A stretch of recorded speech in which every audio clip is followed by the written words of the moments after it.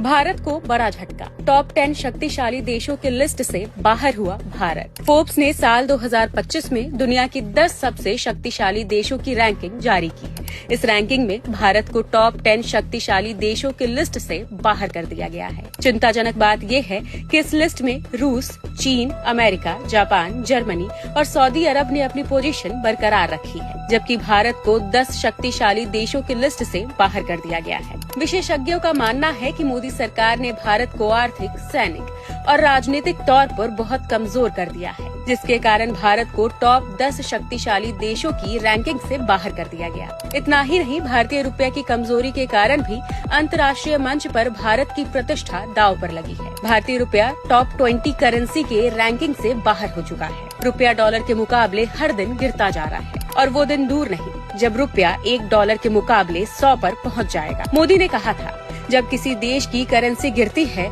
तो उस देश की प्रतिष्ठा भी गिर जाती है। जरा मोदी के इस बयान को सुनिए। ये ऐसे नहीं होता मित्रों, मैं शासन में बैठा हूँ, मुझे मालूम है इस प्रकार से रुपया इतनी तेजी से गिर नहीं सकता। अरे ये नेपाल का रुपया नहीं गिरता है, बांग्लादेश की करेंसी नहीं गिरती है, पाकिस्तान की करेंसी नहीं गिरती, श्रीलंका की करेंसी नहीं गिरती। क्या कारण है हिंदुस्तान का रुपया पतला होता जा रहा है? ये जवाब देना पड़ेगा आपको।